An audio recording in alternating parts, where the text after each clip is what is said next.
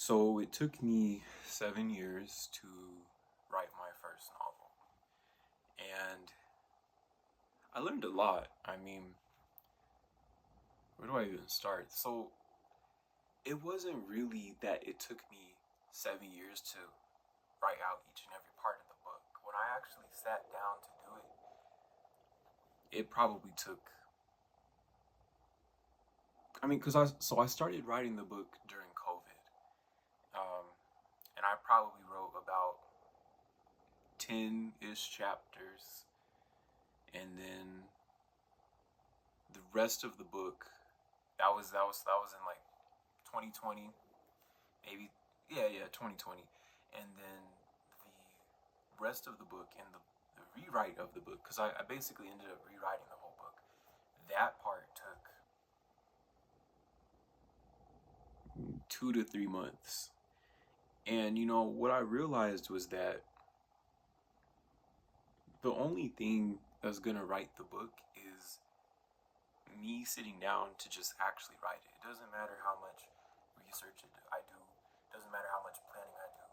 None of that really matters. It's just, am I gonna sit down and put words into the story? Am I gonna develop the plot? Am I gonna think about where it's going and all of that? Because in those 7 years that it took me to write it, basically not even a full year was spent writing the book. I wouldn't even say 6 months, to be honest, at most four. So what really happened between those 7 years was a lot of procrastination, and I think really importantly, a lot of self-discovery. Because when I was writing the book, yes, I knew conceptually what I wanted to do, but I didn't know who I was. And because I didn't know who I was, I didn't know who I wanted to speak to. I didn't know who I had in mind when I was writing. You know, the identity was in me. I just couldn't see it. I thought all these different things were maybe my identity. So I had to spend time trying out other things and having different phases of, maybe this is who I am. Maybe that's who I am. Maybe this is what I like. Finding all of those things. Because when I originally wrote the book, the concept was that, to make a long story short, Mexico takes over the world, right? But as I got older, that idea came out. I was like 20, maybe 20, like on the verge of turning 21. Now, when I got back to rewriting the book, I'm 26 at that point. Last year, I was like, why am I writing a book about Mexico? Like, I've never been to Mexico. I guess I did grow up having a lot of Mexican friends. I grew up in proximity to Mexican culture, but I'm not Mexican. I don't know what it's like to have that Mexican pride, to do any of that. I don't have the insight to write a book on that. And it's like, well, I have insight on being black. I have insight on growing up as a black American and interacting with the world in that way. So the rewrite came from that perspective. It's like, I'm gonna have the characters be not just be black, but the overarching um, racial dialogue going on in the book is black, rather than something like Latino, maybe, or something of that direction. So as I'm rewriting the book, I'm like, yeah, like this makes more sense. It makes more sense to lean on the culture I grew up with and the things I saw. So now, instead of Mexico takes over the world, black people end up taking over the world, but not necessarily the kind we would want to take over the world. And so there's a lot of eugenics going on, and the undesirables, the undesirables in the story, they end up getting sent to another planet. And they have a rebellion. It fails. The planet gets on lockdown, right? And So the rebels, you know, they was trying this, they was trying that, nothing worked. Now they're just on lockdown. They're under colonial rule. Rings a bell. Um, and so they're on this planet now, and my character, the main character for this first book, is a normal black girl, and she's living on this planet. It's terrible, right? Like they really going through it. They, you know, they get patrolled, they get curfew. You know, there's a black market. There's a lot of crime going on. The police watching over this planet is pretty corrupt. It's just all this mess, and she just kind of snaps one day and starts swinging on a police officer. That gets her thrown away, locked up, and they use her as part of this scientific experiment to create soldiers. So they turn her into an android, or I guess a cyborg. Well, no, she's an android because they take her brain and they put it into a machine, like a machine body, and they wipe her memory. So technically, she's a cyborg because she still has the human brain, but outside of that, everything beyond her brain is 100% android, right? There's no humanity there. Just uh, I guess her soul, right? Her soul is still, if you say like the soul is kind of your personality and stuff, the brain, who she is and all that stuff, that's still there, but it's brainwashed pretty much. So a lot of the book is her being this foot soldier, or this elite battle android for the Federation. That is the government entity that emerged from the war that took place for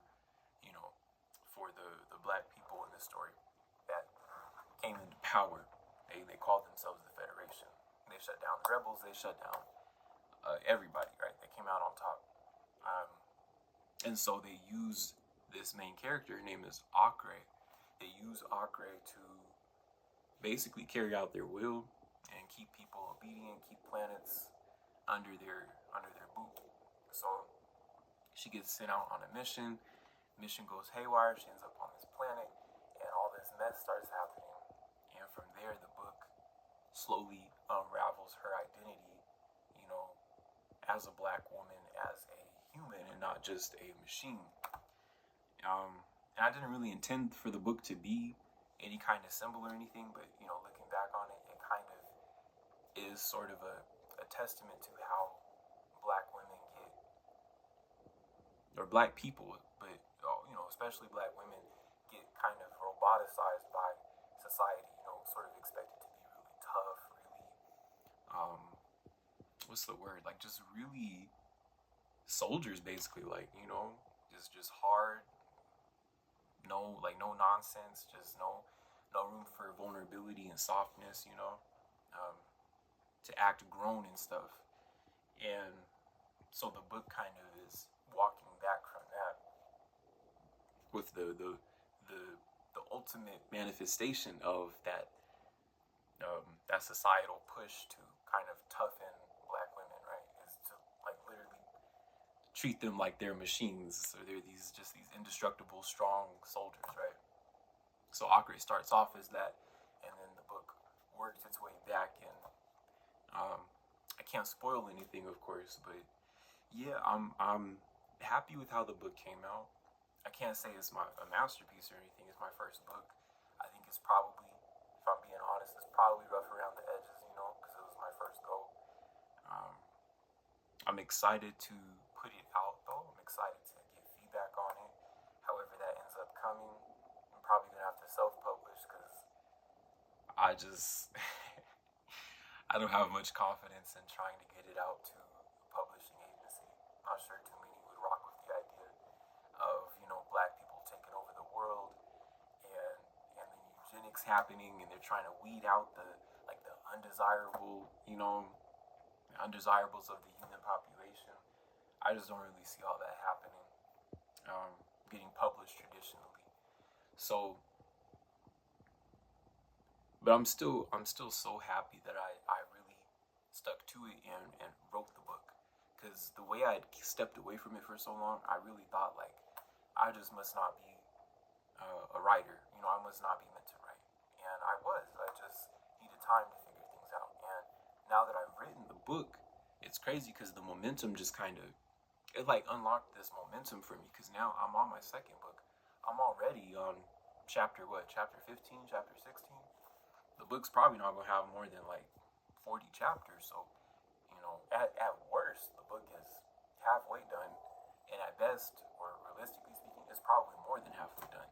So I'm really happy with that, and yeah, this would have never got to this place if I had tried to finish the book when I first was writing it. It wouldn't have had the audience in mind that I want to write for, which is black people, black nerds, especially people who just love fiction, love to read, sci-fi lovers, the fantasy lovers, people with those big imaginations who want to see black characters in abstract and creative roles, um, not just always struggling, you know. Um, as much as those movies and those books are important, I do see online as sort of a discourse, sort of a hunger for more like creative, kind of out there black fiction. I really want to fill in that gap because, man, that's my jam right there. So with this first book, what I learned was give yourself time to finish it, but when you're ready, you gotta just write it.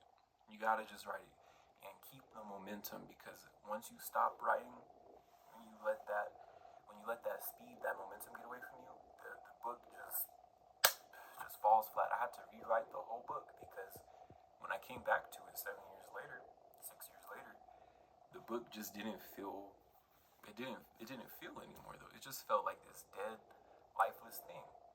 I had to rewrite the whole thing, and I'm not sad about that. But you know, once I did start rewriting it, I just kept writing and writing and writing until I came to a place where I was like, I don't really have any more to say inside of this book. I'm gonna just let it go.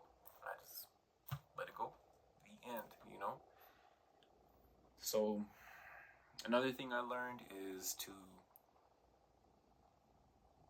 spend more time with the world. I think with this, my first book, I did kind of go through the world quickly. And it's okay ultimately because this book is not the only book in its series. I feel like with what I want to write about, one book wasn't enough to fully build the world and then the story and the consequences and all that. So there will be a sequel at the very least. I don't know if it'll be a trilogy. It just kind of depends on how the second book comes out. I might want to not rewrite, but I might want to make a third one to wrap it up or however many it takes. Hopefully just two though, because I do have other ideas I want to get to.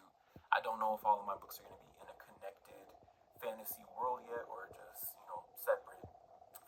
Aside from this little sequel pack right here, I don't know how connected everything is going to be.